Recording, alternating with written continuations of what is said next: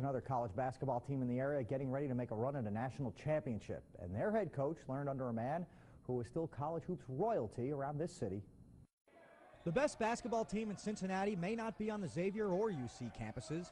It might be playing behind these doors. We had several goals, and one of them was to be #1 team going into the conference play. Mission accomplished for the Cincinnati State Surge. #1 in the national junior college polls, 11-1, while averaging 104 points per game. They play an awful lot like the college team their head coach once played for here in town, and Andre Tate is sounding an awful lot like his old coach.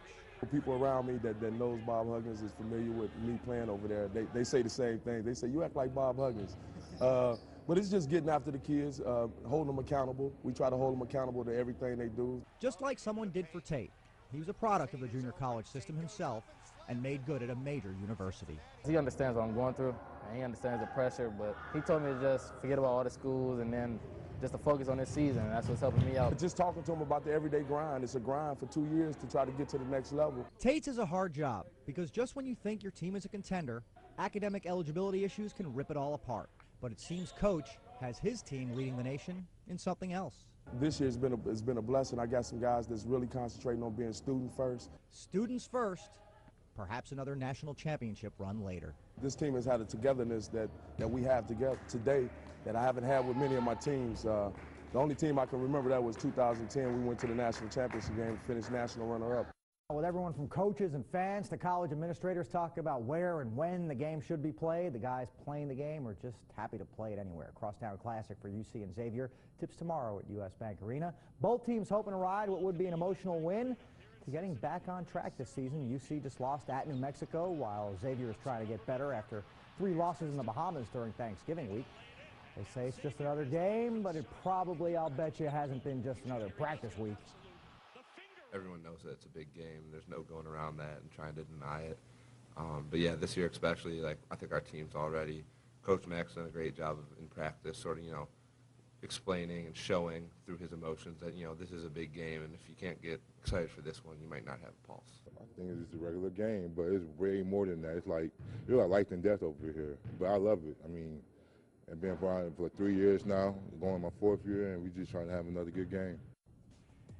And tomorrow's game will be the 81st between UC and Xavier, with UC leading the all-time series 49-31, including last year's 15-point win at US Bank Arena. The game will be played at a neutral site for the 54th time, and as you know, both coaches are Cincinnati guys through and through, which makes everything about the game all the more meaningful to both, as they have a history with one another. Coach Mack even has history with Mick Cronin's brother. His brother never passed the ball in grade school. And he should have, because he knows, and I know, I was a better player than Dan.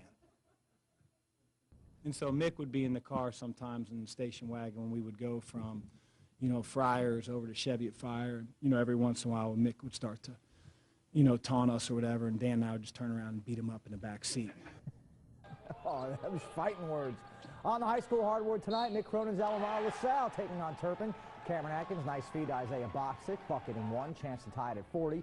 Turpin with the ball now down 1, Zach McCormick, nice crossover and a step back, bangs down the jumper from the top, 42-40, Turpin by 1, now final seconds, LaSalle trailing, Jeremy Larkin misses, but there's Tim Bell to follow, gave LaSalle the lead, Turpin down 3, and the crowd goes wild, last chance, but there'd be no miracle attempt at the buzzer, 45-42, Mick Cronin's LaSalle tops Turpin by 3.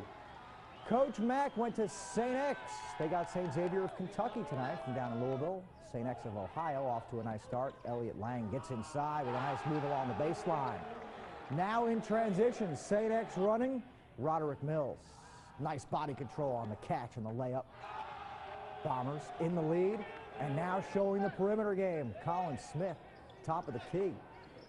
Buries that one for all 3.